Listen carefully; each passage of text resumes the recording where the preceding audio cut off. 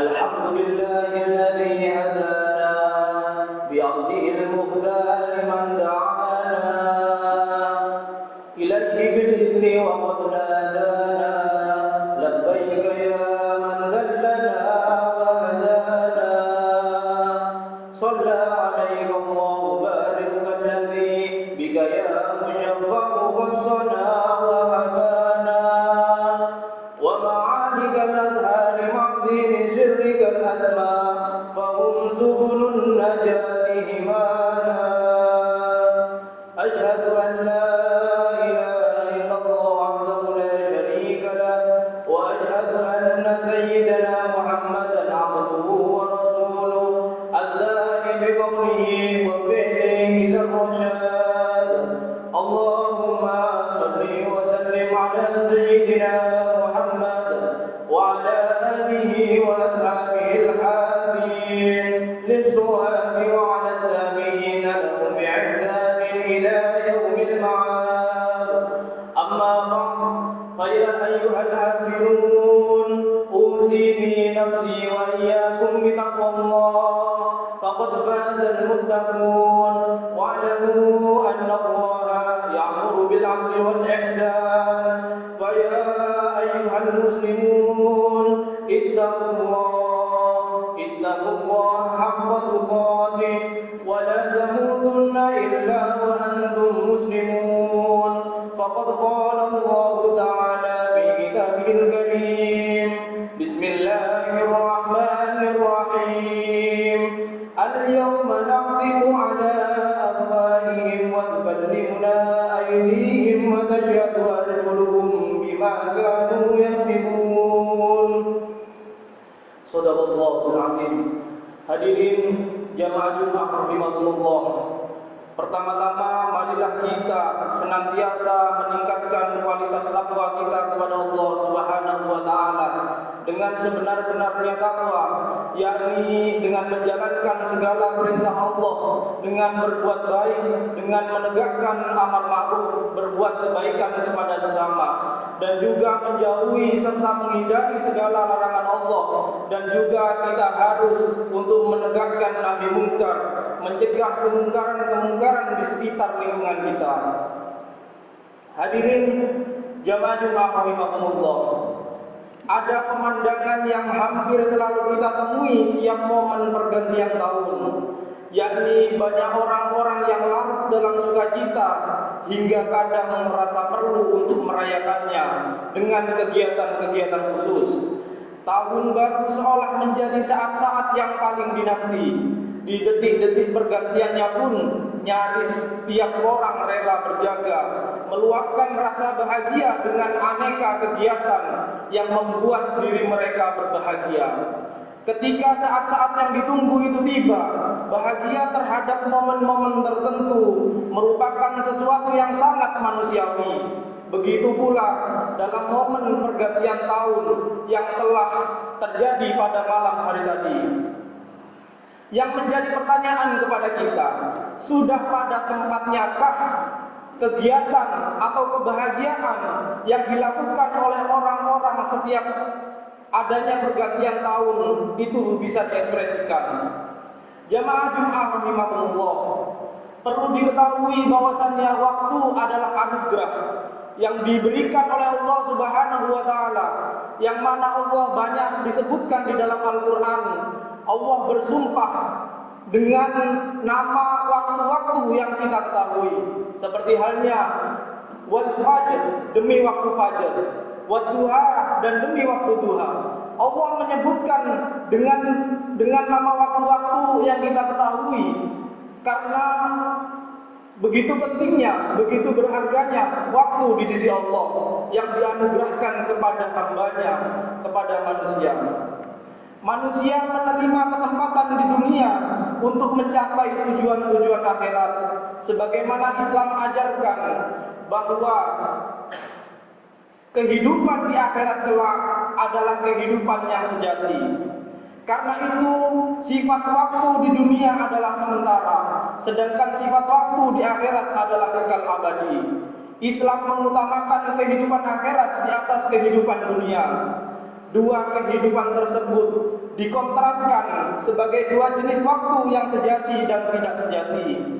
Seperti halnya Allah memfirmankan di dalam Al-Quran tentang melukiskan kehidupan dunia dengan istilah tempat permainan. A'udzu billahi minasyaitonir rajim. Wa ma hadhil hayatud dunya illa lahun wa la'ib. Wa inna ad-daral akhirata lahiyal hayawan law kanu ya'lamun. Dan tiadalah kehidupan di dunia ini melainkan illa lahu wa la'ib. Ayat tersebut yang perlu digarisbawahi, illa lahu wa la'ib, kecuali hanya senda gurau dan bermain-main saja. Dan sesungguhnya akhirat itulah yang sebenarnya kehidupan kalau mereka ketahui. Kalimat kehidupan ini merupakan senda gurau dan main-main. Akan tetapi bukan berarti kita dianjurkan untuk berbuat seenaknya saja di dunia ini, layaknya sebuah permainan. Redaksi tersebut dimaksudkan untuk menggambarkan bahwa kehidupan dunia ini tidak sejati, tidak kekal, dan penuh dengan tipuan. Karena itu, maknanya justru seseorang harus lebih banyak mencurahkan perhatian ke kehidupan akhirat. Lantas apa yang harus dilakukan agar kesempatan hidup di dunia berkualitas? Al-Quran telah memberikan garis bahwa tujuan diciptakannya manusia adalah untuk mengabdi secara totalitas kepada Allah Subhanahu wa taala. Wa ma khalaqtul jinna wal insa illa liya'budun. Dan aku, kata Allah, menciptakan manusia dan jin serta golongan-golongannya tidak lain dan tidak bukan hanya untuk menyembah kepadaku. Memanfaatkan umur di dunia ini menjadi sangat penting karena waktu terus berjalan dan tak akan bisa terulang kembali. Manusia dituntut untuk memaksimalkan waktu atau kesempatan yang diberikan untuk perbuatan-perbuatan bermutu sehingga tak menyesal di kehidupan yang kekal abadi. Orang-orang yang menyesal di akhirat digambarkan oleh Allah Subhanahu wa taala di Al-Qur'an, yang mana mereka merengek kepada Allah untuk dikembalikan ke kehidupan dunia, yang mana di kehidupan dunia ini merupakan tabungan atau bekal bagi manusia ketika kita nanti di akhirat kelak. Allah berfirman, Bismillahirrahmanirrahim, hatta idza jaa ahadumul maut qala rabbi irji'un la'alli a'malu shalihan fima taraktu kalla innaha kalimatun huwa qailuha wa min waraihim barzakhun ila yaumi yub'atsun. Demikianlah keadaan orang-orang yang durhaka itu hingga apabila datang kematian kepada seseorang dari mereka, mereka berkata, qala rabbirji'un, ya Allah kembalikanlah aku, ya Allah kembalikanlah aku ke kehidupan dunia agar aku bisa berbuat amal soleh terhadap yang telah aku tinggalkan. Sekali-kali tidak, kata Allah, sesungguhnya itu adalah perkataan yang diucapkan saja. Saya akan memberikan kesempatan kepadamu, akan tapi belum tentu engkau akan menepati janjimu ketika aku mengembalikanmu kepada dunia. Dan di hadapan mereka ada dinding-dinding yang tebal sampai mereka dibangkitkan kelak di hari kiamat. Jamaah Jumat rahimakumullah, Imam Al-Ghazali mengatakan, ketika seseorang disibukkan dengan hal-hal yang tidak bermanfaat dalam kehidupannya di dunia, maka sesungguhnya ia sedang menghampiri suatu kerugian besar. Sebagaimana dinyatakan oleh beliau di dalam kitab Ayyuhal Walad, alamatu iradillahi ta'ala anil abdi istighaluhu bima la ya'ni wa anna imra'at adhaba sa'atum man umuri fi ghairi ma khuliqa lahu minal ibadah la jadirun antatula alaihi hasratuhu. Pertanda alamatul iradullah ta'ala, pertanda bahwa Allah Subhanahu wa ta'ala sedang berpaling kepada hambanya adalah disibukkannya mereka semua terhadap hal-hal yang tidak berfaedah. Dan satu saat saja ketika seseorang itu menghabiskan menghabiskan waktunya tanpa ibadah, maka sudah pantas ia menerima kerugian yang berkepanjangan. Hadirin jamaah Jumat rahimakumullah, berkaitan dengan momen tahun baru yang biasanya dirayakan begitu heboh, begitu meriah oleh orang-orang yang merayakannya. Hanya satu malam saja ada sebuah cerita di dalam kitab Ihya Ulumuddin. Imam Ghazali mengatakan bahwasannya dulu Nabi Isa alaihissalam pernah datang ke sebuah kampung bersama khuddamnya, bersama pembantunya. Kemudian ketika Nabi Isa alaihissalam datang di depan pintu kampung tersebut, Nabi Isa melihat banyak sekali manusia yang tergeletak meninggal. Kata Nabi Isa kepada khuddamnya, ini tidak mungkin manusia ini meninggal secara berurutan. Tidak mungkin manusia ini meninggal secara bergantian. Akan tapi manusia-manusia ini meninggal secara bersamaan. Kalau mereka meninggal secara berurutan, pasti yang satu menolong untuk menguburkan, yang satu lagi menolong untuk menguburkannya lagi. Kemudian si khuddam tadi berkata kepada Nabi Isa alaihissalam, wahai Nabi Isa alaihissalam, engkau memiliki mukjizat untuk menghidupkan manusia yang telah mati. Kemudian Nabi Isa mendapatkan petunjuk dari Allah. Datanglah Nabi Isa pada malam hari ke kampung tersebut. Kemudian Nabi Isa berkata di hadapan pintu kampung tersebut, wahai manusia, bangkitlah, bangkitlah, bangkitlah. Hanya satu orang yang bangkit dan mengatakan, wahai Nabi Isa, ada apa engkau datang ke sini? Wahai hamba Allah, apa yang telah terjadi sehingga manusia bisa meninggal terlantar seperti ini secara bersamaan? Kata orang tersebut, bitna bil afiyah wa asbahna fil hawiyah. Aku tadi malam ketika aku akan tidur, aku senang, aku happy, aku berbahagia terhadap kehidupan dunia. Akan tapi ketika aku bangun, saya merasa berada di nerakanya Allah Subhanahu wa taala. Kemudian Nabi Isa berkata, apa penyebabnya wahai hamba Allah sehingga kau merasakan hal-hal demikian? Ada dua hal ya Nabi Isa, akibat kami diadab oleh Allah Subhanahu wa taala seperti ini. Yang pertama adalah kami terlalu cinta terhadap dunia. Apa sebenarnya makna terlalu cinta terhadap dunia? Wahai Nabi Isa, bahwasanya seseorang yang cinta terhadap dunia seperti halnya anak dengan ibunya. Ketika ibunya datang dia senang, dan ketika ibunya pergi dia sedih. Bayi dengan seorang ibunya. Kemudian apa yang kedua wahai Allah? Yang kedua adalah kami mengikuti kegiatan, kami mengikuti perilaku daripada orang-orang yang bermaksiat kepada Allah Subhanahu wa taala. Perilaku mereka kita tiru, tutur kata mereka kita tiru sehingga kami diadab oleh Allah sedemikian rupa. Kemudian Nabi Isa bertanya-tanya kepada hamba ini, wahai hamba Allah, tapi kenapa dari sekian banyak orang yang terlantar meninggal di kampung ini, hanya kau yang mampu menjawab tentang pertanyaanku?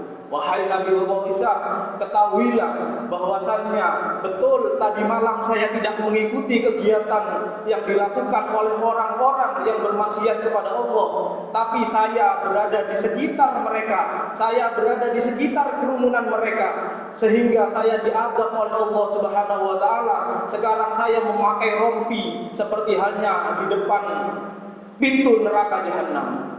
Hadirin jamaah Jumat rahimakumullah, hal yang bisa kita petik dari cerita Nabi Isa alaihissalam di dalam kitab Ihya Ulumuddin tersebut, bahwasannya satu kemaksiatan ketika kita mengetahui dan kita biarkan, maka efeknya juga akan timbul terhadap kita.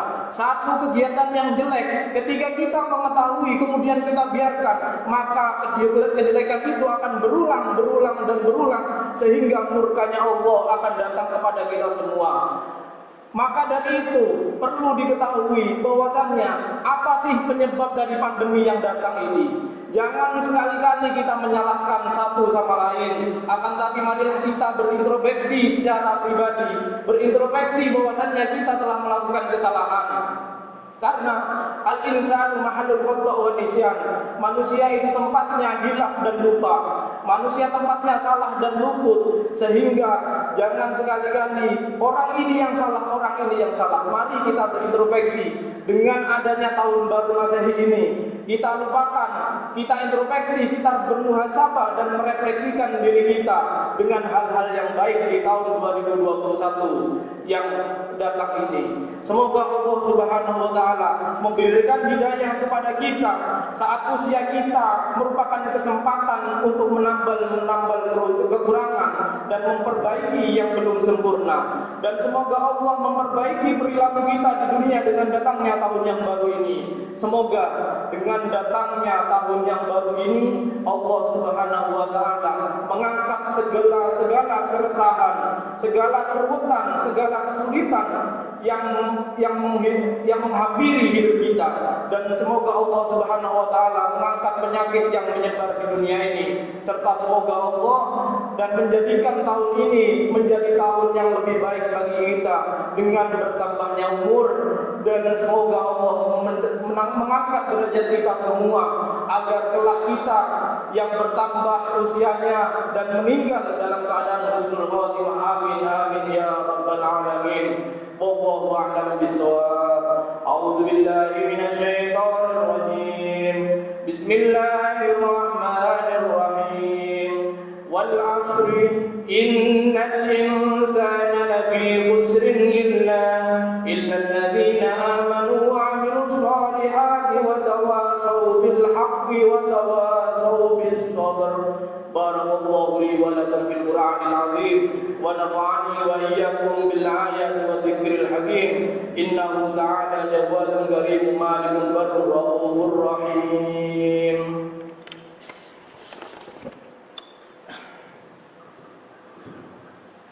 Allahumma shalli ala Muhammad. Allahumma shalli ala Muhammad. Allahumma shalli wa sallim ala sayyidina Muhammad wa ala ali sayyidina Muhammad.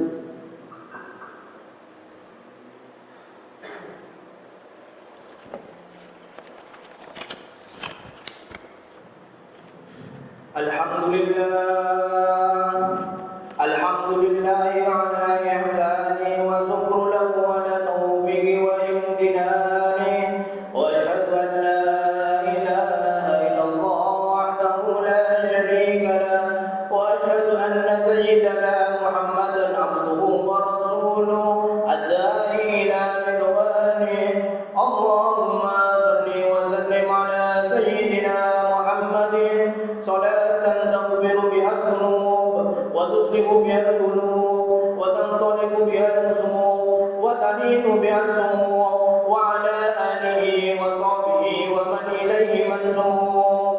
اللهم صل على سيدنا محمد صلى الله عليه وسلم وعلى آل سيدنا محمد وعلى أنبيائك ورسولك وملائكتك المقربين. وارض اللهم عن الخلفاء الراشدين ساداتنا أبي بكر وعمر وعثمان وعلي وعن بقية الصحابة والتابعين لهم بإحسان إلى يوم الدين. وارض اللهم عنا معهم برحمتك يا أرحم الراحمين. آمين. اللهم اغفر للمؤمنين والمؤمنات والمسلمين والمسلمات الأحياء منهم والأموات. اللهم أعز الإسلام والمسلمين وأذل الشرك والمشركين وانصر عبادك الموحدين وانصر من نصر الدين واقتل من خذل المسلمين ودمر أعداء الدين واحمي كلماتك إلى يوم الدين. اللهم ادفع عنا البلاء والوباء والزلائل والميهان وسوء الفتن والميهان ما ظهر منها وما بطن عن بلدنا هذا إندونيسيا خاصة وسائر البلدان المسلمين عامة يا رب العالمين. ربنا ظلمنا أنفسنا وإن لم تغفر لنا وترحمنا لنكونن من الخاسرين. ربنا آتنا في الدنيا حسنة وفي الآخرة حسنة وقنا عذاب النار.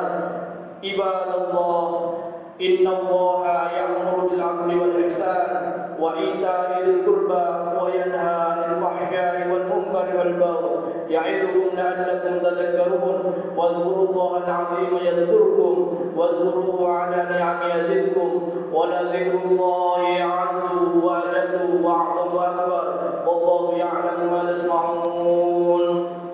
أقم الصلاة.